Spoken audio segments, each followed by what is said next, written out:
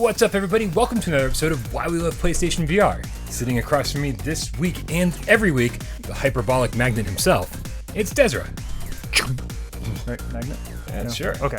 And sitting across from me, of course, is Brian Paul. And every week on Why We Love PlayStation VR, we dip into the PlayStation VR archives. We pick a game out at random, usually not random at all. The Varchives. The VR archives.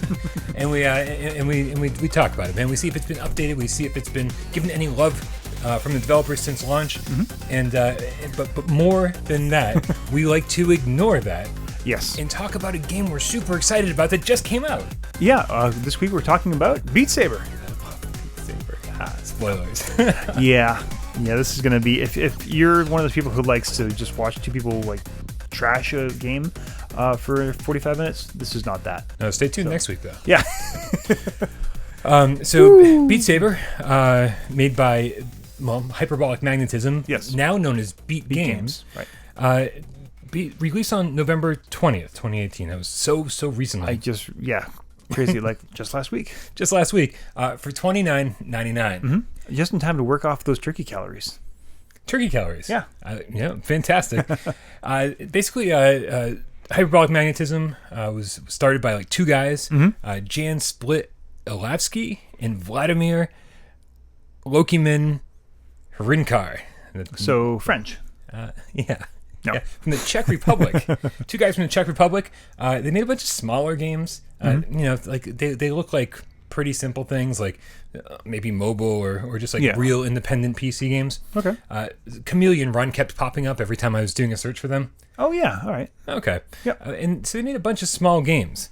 And I gotta say, man, I think Beat Saber is kind of a small game that just got like so much attention so quickly. Oh yeah. So I feel like this isn't really stepping out of their wheelhouse. They just got a lot of attention for this one. Yeah, it's in some ways it's the Flappy Bird of VR. Okay. Yeah. Well, that being said, what kind of game is this? I mean, at its core, it's a rhythm game. Uh-huh. You know, in the vein of your rock bands, your Guitar Heroes, etc., your Donkey Kongos. But instead of using a fake musical instrument, you use two fake not lightsabers. They're certainly not lightsabers. Yeah, not lightsabers. No. Yeah, I think I said this before on one of our live shows. Just like, man, there are lawyers at LucasArts that are just reading every press release, just salivating, just waiting for someone from the company to slip up. Yeah. But so you basically have these light swords, and coming down sort of the path that are these blocks. There are blue blocks and red blocks. Blue blocks for your right hand, red blocks for your left hand, and the blocks have directional arrows on them. So basically, as the blocks come at you, you swipe your blue hand to hit the blue blocks, and you have to swipe in the right direction though. So if there's a down arrow, you swipe down. If there's a cross, you swipe across. If there's a dot in the middle, go crazy. Swipe however you want. Go crazy. Yeah. And I think before we even like continue on with the show, there's something that here's the thing. Yes. Here's why I'm excited to do this. Usually this show is awesome because we get to re-examine a game. Yes. Right? Like take another look at it like months and months later and see what's changed. Yeah. What I like about what we're doing right now is that my review is like 4.5 minutes. Yeah. And like there's so much stuff. Like I could have gone into detail on so many different things in that review and it would have been like a half an hour. Yeah. Welcome to this show. Right? And so basically one of the things that isn't addressed in my review or really very well in the tutorial, I feel like somebody translated that tutorial horribly. Yeah. To get the most points from every single swipe, from every single block. Yes. You have to start. So if the block's here, you have to hit it with a 90-degree angle. And then continue on for another 60 degrees. Exactly. Yeah. And that is how you will get as close to the 100 points possible. And if you go through the center... you get an extra 10. And so there's a grand total of 110 points from each swipe. Now, I know there's a lot of conversations going on out there about you have to do it fast, or it's all about the, this or that. Right. Well, yeah, to make sure you get 90 to 60 degrees all in, you do have to do it fast. Absolutely. But it isn't about the speed.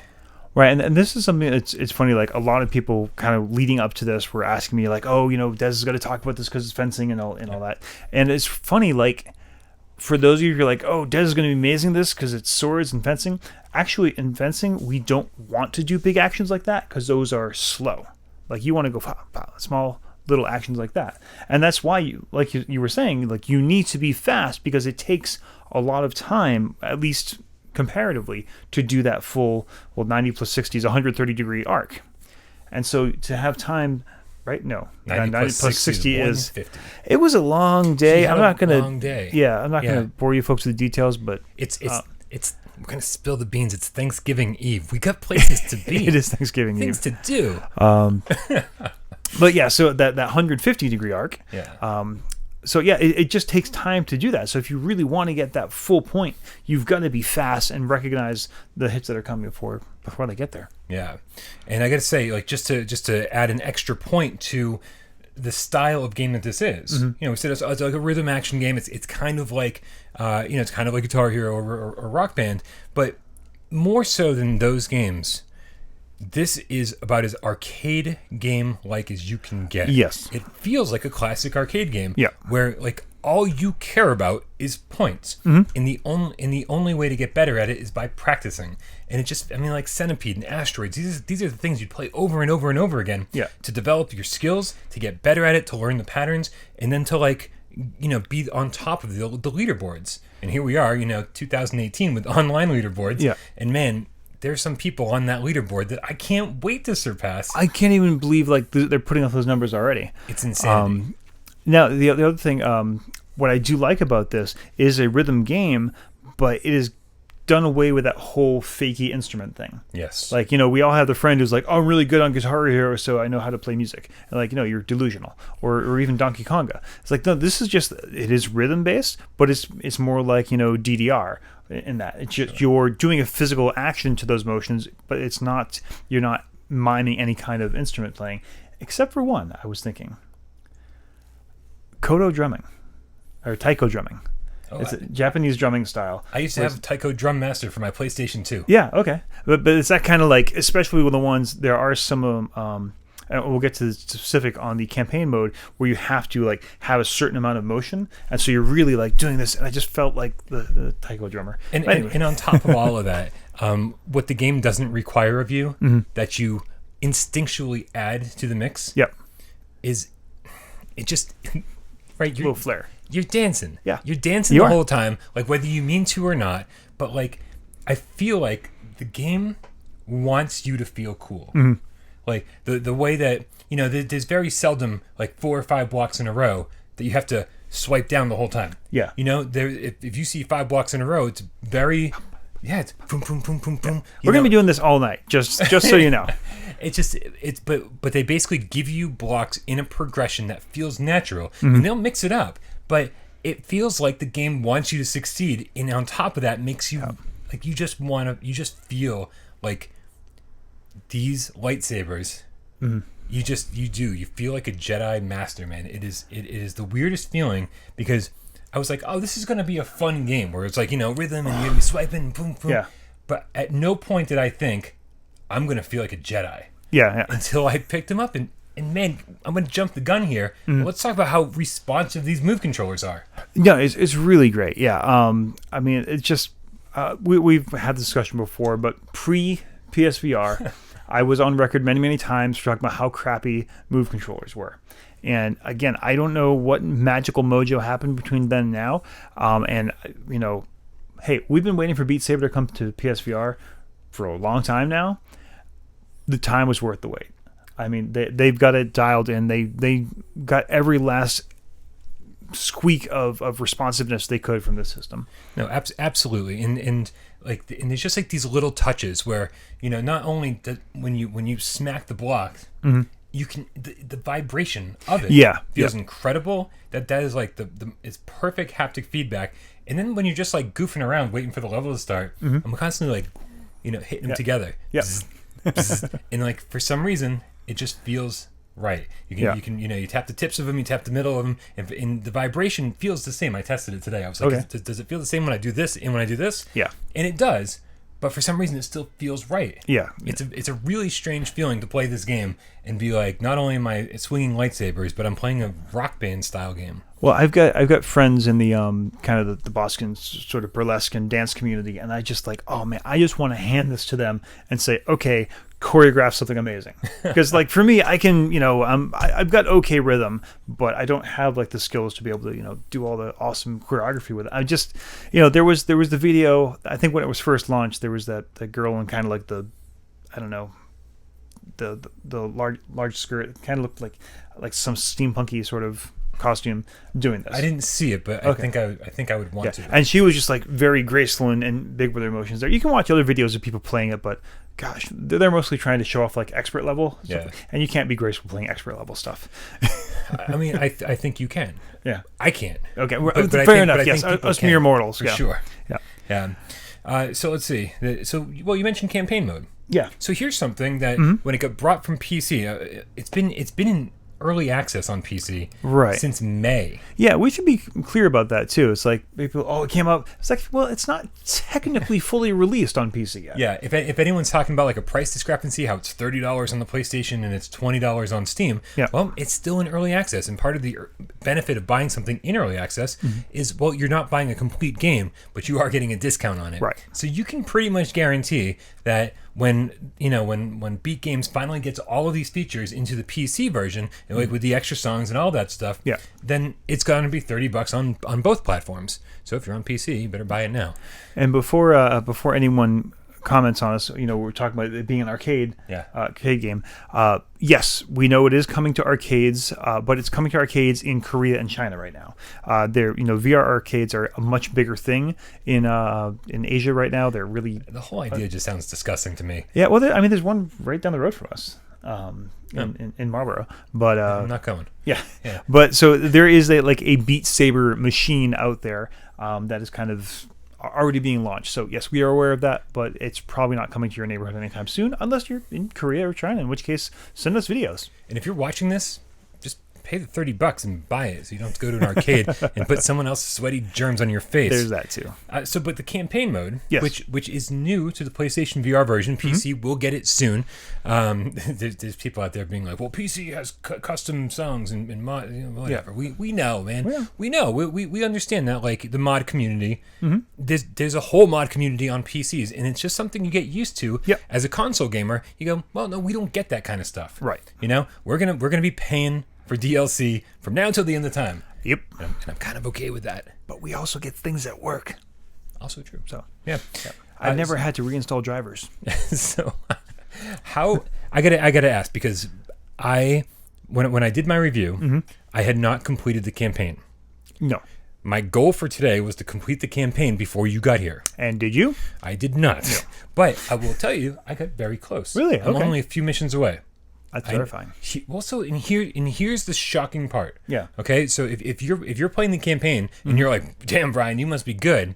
I'm not. I'm not that good. I enjoy the game and I do impress myself on occasion. Okay. But I think everyone kind of does that on accident. They're like, oh, I did. What did I just do? How did I do that? Wow, that was amazing.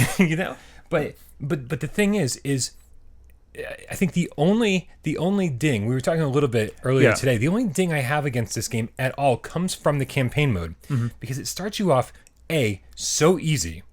Right. And I was like, this is almost boring. I can't wait for them to ramp up the difficulty. Well, just to kind of interrupt before you get to that, you had told me, because you got like a pre-release version. I had to wait the day up to pick one up. I'm sorry. No, that's all right. I think you know what? No. But so you'd warned me, is like, oh, it's really, really tough. And I was like, oh, do I have to wear my, workout clothes? Haha. He's like, yes, you do. And so I played the first few levels and was like, all right, we made a joke about Brian not having as good rhythm as me, but maybe it's true because I'm nailing this thing. Yeah. And within 20 minutes, I'm texting Brian like, how do you beat this? This is impossible. Well, and so that's the thing, right? It does, the actual difficulty does ramp up. It doesn't. Right? But there's these, what makes it almost impossible at a certain point are these weird qualifiers. Yes. Right? So obviously, if you're doing really well, there's combos, right? And so some levels go, you have to finish with at some point during the level getting a max combo or a minimum combo of 50. Right. So at some point during the level, you have to make sure you got 50 in a row. And I want to say too, like, we want to be, because combo in a lot of types of games mean you do a certain chain of actions. This just means you don't miss one. You don't make any misses. Yeah. So that's their definition of combo. So you need to get 50 in a row without making a mistake. And And that's fine. I think that's actually fairly easy. Yeah. And then there's very often a minimum score you have to reach. Well, you have to get 150,000 points for even if you finish the level, you have to get 150,000 points to be a success at this level and to move on to the next. Yeah. But they start throwing these really strange things at you. Yeah. And some of them are you have to have a minimum amount of movement. You mentioned this earlier, where you have to like swing your arms a lot, and there's this counter that's like counting your movement, like how far your hands actually move. Yeah, it says M. I'm assuming that's meters. I think so, meters. Yeah. But weirder than that, and actually I kind of enjoyed that because between beats I'm just kind of swinging the saber. Exactly. Like, okay, we're gonna keep doing this. Yeah. But then there's one that says maximum movement. Oh my god, that was the one that it was just like run into a brick wall. Like everything was going, and yeah, these other ones like they're difficult, but you can see like okay, there's a goal I can reach. With the maximum movement ones, it's just not only is it really difficult, to me it feels like kind of betraying the whole idea of what you want to do with the game. Yeah. Like what you want to do is be able to make these cool big motions and make all these cool arm motions. This is you've got to just get your hands and just do as little as you can. Yeah. So here's the thing. I've never gotten so many messages about the same thing than I did about this level or these small group of levels. I think it's only 2 or 3 of them. Mm-hmm. And so the deal is, and I even emailed the developers. I was like, dude, I think something's broken. Because I'm like, I swear to you, I'm not moving my hands more than I need to. Yeah. And they were like, no, we just did it. It's fine. It's like, all right. So a couple things. One, make sure that the tracking on your system is working okay. Because sometimes it can seem like your tracking's fine. Yeah. But like your controller might be shaking a little bit where it's like registering. Mm-hmm. So like just always reset your console before playing anything in VR, and that should take care of any tracking issues. Right. But also when you're playing this, you have to have your hands down by your side completely. Like just nail your wrists to your side. Not literally. Literally. Just to make sure you're not moving. Don't worry, I'll come bail you out. And then you just have to make these kind of like quick little jab motions, like the shortest, quickest little tiny slices that you can do. Yeah. And I started beating them. I was like, shockingly, because it seemed at first that they were going to be impossible. Mm-hmm. Now, again, contrary to the mission statement of the game, are further in the campaign. I know. Yeah. Oh, this is horrible. You have to make mistakes. You have to make mistakes. Yeah, they say like you have to have 3 misses and 5 wrong hits. Yeah. For instance, that comes to mind because that's the one I was just playing before. Right, and someone would be like, "Well, you have to have 15 mishits. Yeah. Minimum. Right. But you can only have a maximum of 20 mishits. Yeah. So now you got to pay attention to this little bar that's on the bottom of the screen. Right. Because the better you do, the bigger the bar fills up. Mm-hmm. And that's kind of like your watch out or the game's going to end meter. Right. Right. If you make too many mistakes, that bar goes down very, very quickly. Right. And once it hits 0, game over. You have to start over. And so basically what you have to do is you have to ration out your misses. Mm-hmm. And make sure you don't do them all at the same time where that bar is going to go right. And it's so stressful because here you are trying to make combos and do the right thing, and then the walls will appear. By the way, there's walls that you have to avoid. You literally have to step out of the way left or right or duck because it's above you, and then sometimes those walls will block your combo meter, so you're like, I don't know where I'm at. Yeah. I see. I kind of like those though because that shows you actually have total control of what you're doing. Where I can like and choose to miss that one. I hear you. And that's there's like that tells me you've got a level of skill that's more than just okay. I'm stuck. I've remembered the rhythm of this pattern. Yeah. And I can do that. It's like no, I'm actually making a conscious choice every time I swing my arms to the point where I can choose not to swing my arm and deliberately miss only one right now. So. And that is essential. Like very often, I found myself in a horrible situation where I had 2 blocks coming at me, and I was like, "Oh no, I had to force my brain to go just hit one of them." Yeah, because I was at my very last combo. It's like so it can get really stressful, basically. But here's my favorite part about all this. Yeah, the campaign doesn't matter at all. No, unlike so many of these type of games where you have to like play this to unlock this new game mode, play this to unlock everything. In the free play and the party mode is already unlocked. every song, every way to play. It's all already there for you. So like if you get too stressed out by the campaign mode, totally fine. Go over to the free play. Yeah. In fact, once you're done with the campaign, you're probably never going to play it again, because free play is where you're going to spend all your time. Yep. Now, what I like about free play and party mode, which, by the way, party mode, let's be clear. Yes. It's as close as you're getting to multiplayer, folks. As of right now, like Beat Games says they're working on a multiplayer mode. We don't know if that's actually coming. Yeah. We don't know if that's... I'm sure it's like one player throwing the blocks and the other one... I mean, I just think it would be so cool. I just made you guys $1 million. So, you're welcome.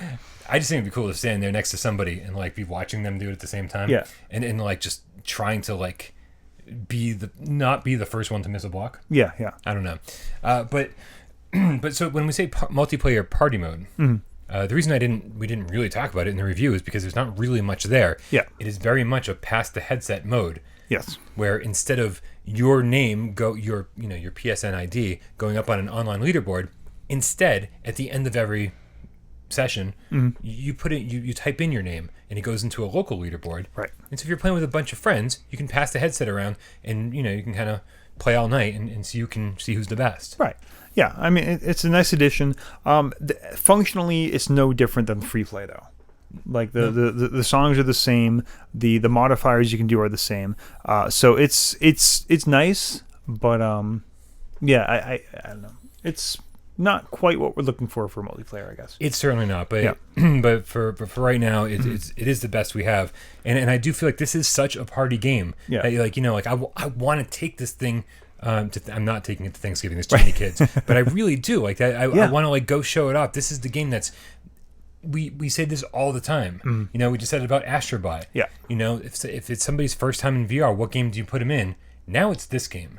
See, now here's my difference between the two. Astrobot and To the Top, which are two titles we talked about recently. Those are what I call the big goofy grin game. Yeah. Like you're turning on like, oh my god, this is amazing. Beat Saber is, I'm going to kick your ass now. Okay. I found myself doing the big goofy grin. Really? Okay. During this, I was like, just because it feels so much cooler than it should. It feels really cool. Maybe just like I'm not a super competitive person, but in some things, and this game just scratched that itch for me. Yeah. I don't know, maybe because it is the sword thing or the rhythm thing, but I was just like, no, I'm having fun in that I'm really enjoying what I'm having, but it's not whimsical. It's not. It's certainly not. It's just like, I'm grinding my way into this, and it just makes me feel powerful for some reason. Like all you're doing is slicing blocks. You're not killing opponents. Well, especially when you do the no arrows modifier. The bane of my existence. Really? No arrows. I'm sorry, I was saying disappearing arrows. Oh no, that's we'll talk about. Well, you know what? Let's talk about the modifiers. So you can't. There are modifiers in the free play and the party mode. I think this is brilliantly executed by them. Yeah. So if you're wondering, like, how on earth this person, like, I have executed every strike perfectly. The timing is perfect. I was down in the center, and I'm still nowhere near this other person's score. Well, there are modifiers you can put on. So insta-fail is one where you make any mistake, song instantly ends. Yep. But you get a 0.05% modifier. So everything you score gets 0.5% higher. There's the battery energy, where basically we have only so many mistakes you can make. Disappearing arrows, which suck. Basically, the way the blocks appear, they don't like kind of start all the way far away and come in. They sort of drop in from space. And sometimes they turn when they hit once they drop. And then when the arrows disappear. Right. So you see the arrow as it drops and hits, and immediately it starts fading away.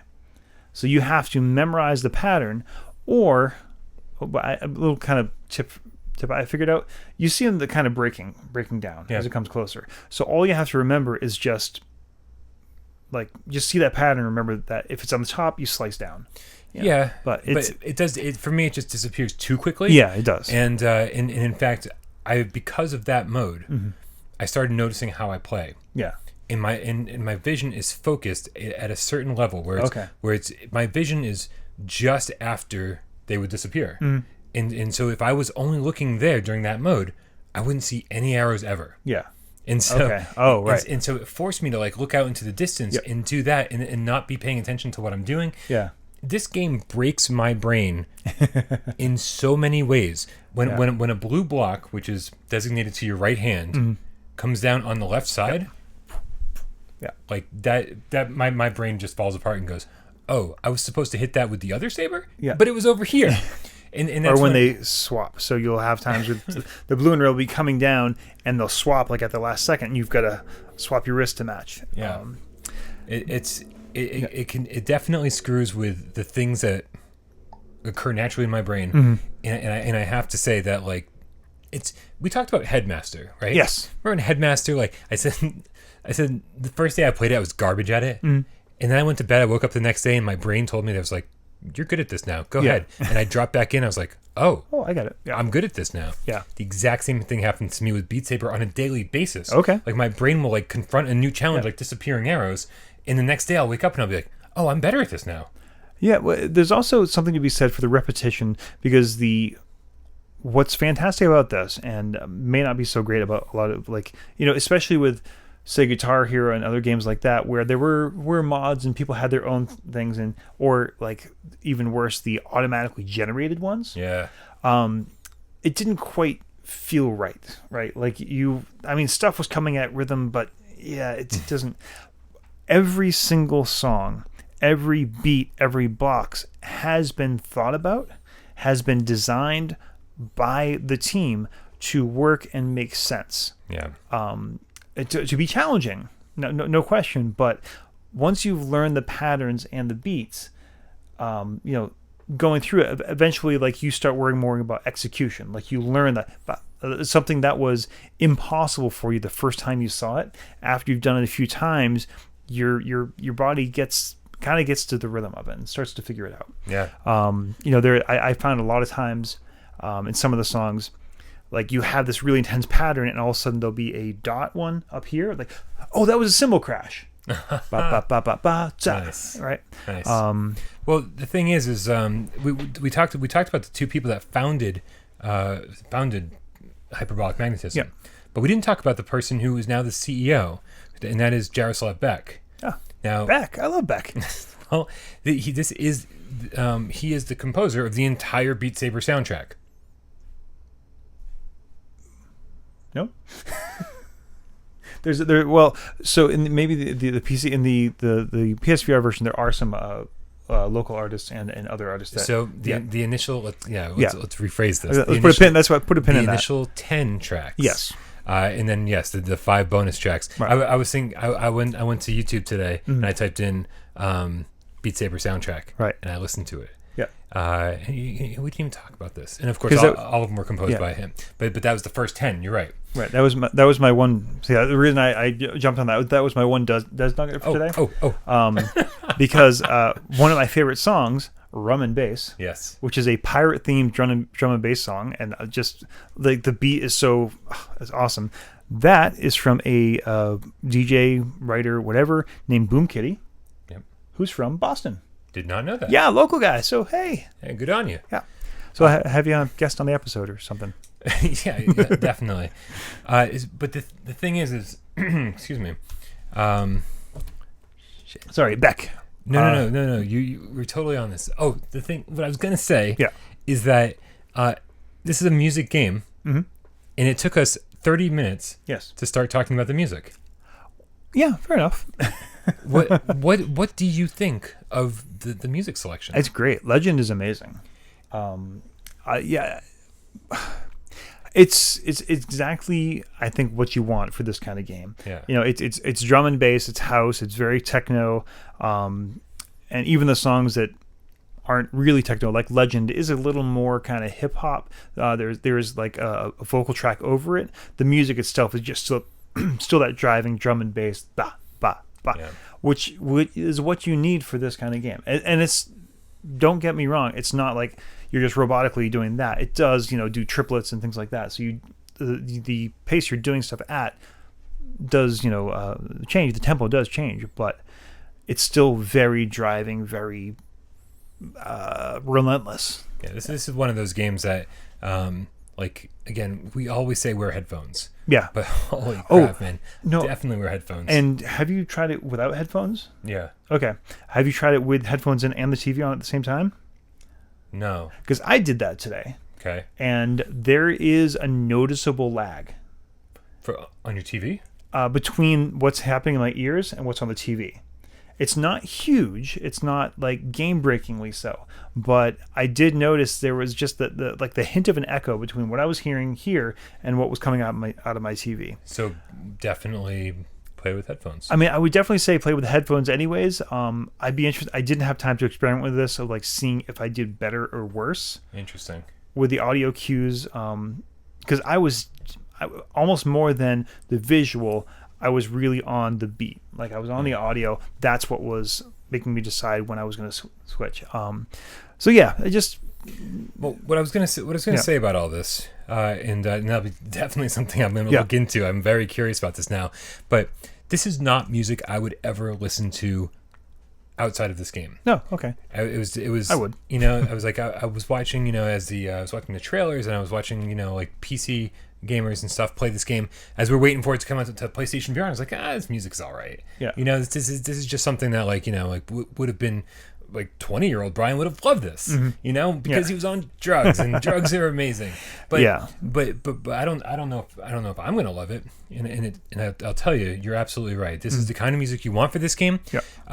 But that being said, they are really looking at different types of music for the DLC. Yeah. There are 3 DLC packs planned currently. Ooh, okay. There are 3 in the works, let's say. There's 30 songs coming to the PlayStation VR version soon. The Simon Garfunkel one will be amazing. The first 10 could possibly be out by the time you're seeing this. Wow. Right? So the first DLC pack, $10, 10 songs, it could very well already be out. Okay. If it's not out, it's coming soon. But what they're saying, Jaroslav Beck specifically, I'm probably pronouncing his name horribly wrong. Yaroslav, probably. I was going to say. Yeah. Like the Jarl. I'm really bad with these J's, man. He said about the other songs that are coming. He says, and these are not just regular songs. I think that you'll be really excited for these coming because the quality is really the best part for us. So I'm trying to get interesting music. Okay. It's not just going to be music from major labels, but a lot of independent creators. Ooh. And they even specified as a genre, K-pop, just to be like this is something we're looking into. Oh, and that ties into the Beat Saber arcade too. Oh, nice. Because that specifically said they're K-pop soundtracks. So so it's not that like, we're making this just for the PSVR. It's like, actually we already have them developed for the arcade game. We're just giving it to you guys too. Very nice. If I can get some CL, that'd be cool. It's the only K-pop artist I know. She was on the closing Olympics ceremony, and I was just like, jaw hit the ground, like, I need to listen to your stuff, and I do. Wow. And she is awesome. Yeah. One person in the comments is like, thumbs up. I don't think I have anything else to say. We just trounced this game. The only one I'm gonna say, because we talked about the modifiers, there are 3 different modes. Also, there's the basic mode, which is what we play, and you have like easy, normal, hard, and expert, I think. Yes. So and this is for every track. Yep. Then there's the second mode, which is no arrows. Oh, right. So you can just hit any block in any direction, and you want your Jedi feeling. That's when you feel like a freaking Jedi. Then there's one hand. And again, with the no box, again, you have every choice of difficulty. Yeah. Then there's one-handed.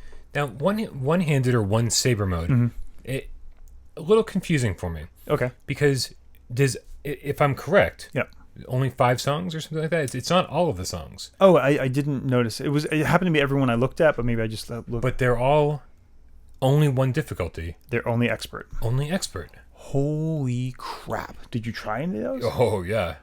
Yeah. You get the illusion for the first maybe 10-15 seconds, like, I got this. It's hard, but I can.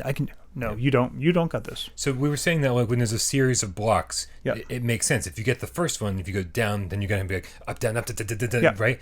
But the series of blocks in this, it's a bunch of those. Then there's one over here, right in the middle of it, and then there's a bunch. It is.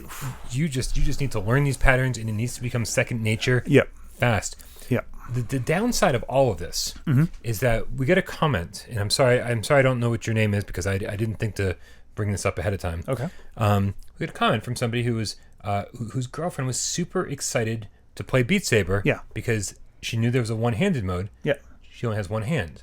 Oh, that's problematic. And unfortunately, yeah, it seems a little strange to not offer the one-handed mode. Yeah. For all of the songs on all the difficulties.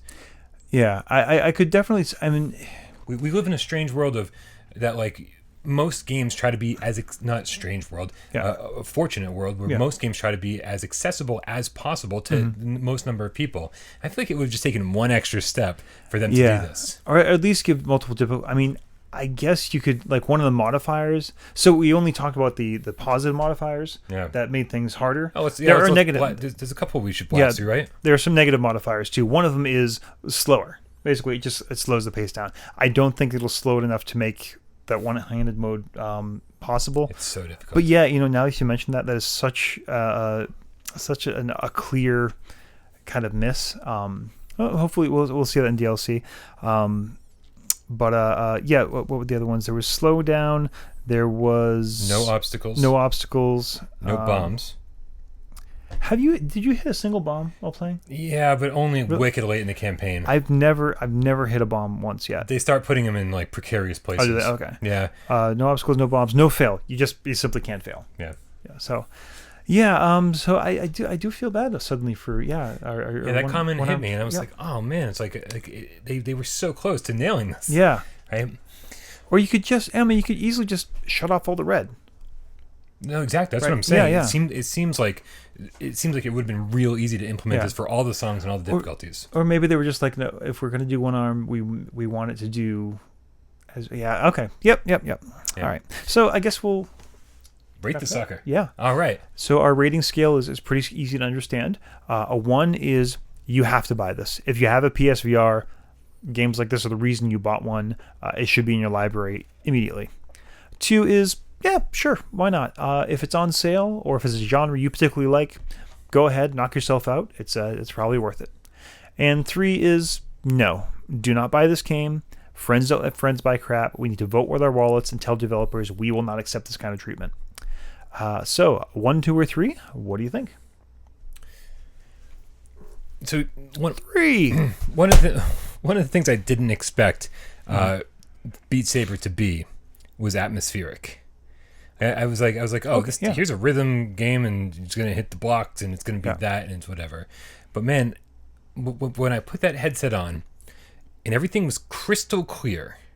Yeah, and it was like there's this laser show going on in the background, and there's like these big silhouetted like towers or spinning spirals or whatever. Like I was just like, this is kind of a cool place to hang out. Like it feels like a rock concert. I really kind of want like the guys from Thumper to come in and just give them a little, just like the gameplay of Beat Saber with just a little more like Thumper kind of craziness. Sure. Yeah. I mean, I don't. It's just like there was some, especially like there was a few levels where kind of the back wall started kind of rotating around like that, and like all the different polygons. Yeah. I just got a very Thumper vibe from some of that. Oh, absolutely. Yeah. It would have been cool to have gone even further with it. Yeah. But I really like the aesthetic here. I really like the blue and I almost said blue and yellow. I was like, that doesn't seem to be right. Complementary colors though. Yeah. The blue and red. And the blue and red colors they chose in the Sabers, and everything just looks amazing. We didn't talk about how the Sabers look different than the PC version. I think they look phenomenal. I think they look very, very cool. Yeah. But honestly, if you're looking at the Sabers, you're not playing the game right. Definitely not. I mean, you should never be looking at the Sabers. Right. I don't know. It's so funny because I've always said that my favorite thing to do in VR is to pick things up and throw them. Yes. And I didn't realize why that was. Sabers. And I didn't realize why that was. Okay. Until I played this game that doesn't allow you to pick up and throw anything. Sure. But I I would love to pick up this clock right now and throw it against the wall. Because doing things with no consequence and just doing things with reckless abandon is so great. Mm-hmm. But my new favorite thing to do in VR is slice things in half with Beat Sabers. Because, again, you get to be destructive. Mm-hmm. You get to feel powerful, and there's no consequences. Yeah, I don't know. I just love the way this game brought back the music rhythm genre in like this huge way. Mm-hmm. Like Guitar Hero and Rock Band were done to death. Yep. It was like everyone was tired of them. Mm-hmm.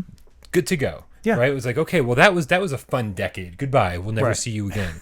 Right. They even tried to bring it back, and no one cared. Yeah. And it took a small independent game like Beat Saber to bring it back, because they brought it back in like the coolest way possible. Mm-hmm. And don't get me wrong, Thumper is an amazing game. Yeah. Yeah. Right. But Thumper was a niche game. Yeah, we always talked about Thumper is an anti-rhythm game. Yeah. Rhythm violence, they called it. Yeah, right? Yeah. But this is a game that I think, quite literally, everybody can enjoy. Yeah. Minus the accessibility issues that sucks. And we should, although we didn't mention it during the episode proper, you need move controllers. You cannot play this with a DualShock 4, and you certainly can't play with aim. Yeah. Yeah. So yeah, I mean, maybe play with aim in one hand, and that would be horrible. If it wasn't abundantly clear then from my little rant, this is a 1. Mm-hmm. Don't worry. People complain about the $30 price tag. Yep. Just, you know what, you will not know what you're missing if you don't play it. You need to hold those move controllers in your hand and feel what the lightsabers feel like. Feel what it feels like to slice those blocks in half, and then you will very quickly agree with me. You know, I can't. This is a 1, and I'm struggling. I struggle to find anything negative to say about it. Yeah. You know, we had to dig deep to find something negative to say about this. You know, this belongs in everybody's library, along with Firewall, along with Astrobot, along with Resident Evil 7, pussies, and in Skyrim. Like, this is gonna, I think, go down as, you know, one of the top 5 PlayStation VR games of all time. No, I think unlike a lot of games that we've said are 1s, this is a system seller. Yeah. This is, I have my friend over at my house, he plays this, I need to go buy this. Yeah. So yeah, I'm going to say it's a 1 also. The only person I can think of that this isn't for is a person like, I don't want to stand up when I game. You know, I want to, you know, sit and just put my hands on the DS4 and, you know, go in Skyrim for 10 hours. And that's fine. You know, and there are some accessibility issues we talked about. You know, for those gamers are gamers who may want to play this, and at the moment there aren't a lot of options for you. Yeah, with any luck, hopefully I think soon. Those are the only 2 groups that this game isn't really for. For everyone else, yeah, it's a 1. It's as you know, it is the Uber 1. This is what we talk about when we say a game for PSVR is a 1. Yeah. I mean, even when we say like Resident Evil 7, well, people who can't deal with scary things or just don't like scary games, that's not really for them, is it? Yeah. You know, like, and I get it. There are those, you know, even Astrobot. Mm-hmm. I was like, okay, well, you know, if you don't like kids looking games. John at work. Yeah. He was. I was like, he was like, oh, what'd you do today? I showed him videos. He's like, I want to try that. I was like, yeah. He's like, he's not someone you typically think of as a gamer. I've got a friend coming over later who's just a Star Wars fan. Yeah. Doesn't even like VR. No, we can't say those words. We do not want to get that. God, hey, listen, we didn't make the game. We're just telling you how good it is. God, threading that needle. Like this tiny little developer who's got this hit game on their hands. I'm sure feel for you guys. They're going to be fine. They're going to be fine. Hope you guys get lawyers. They're probably super rich. Yeah. Well, that's the problem. Yeah, I know. A little company making a lot of money who are this close to an IP violation. Yeah. It's going to be fine. Oh, they're going to get bought. It's going to be fine. We've had our fun. Or that, yeah. Yeah. Very, very possible. All right, you guys, that pretty much does it for another episode of Why We Love PlayStation VR. Wow, holy crap, we talked about Beat Saber for way longer than I anticipated. But obviously, we want to know, what did you think about Beat Saber? And please, let us know what you think about Beat Saber after you've played it. Yes. Because more comments than anybody. Yeah.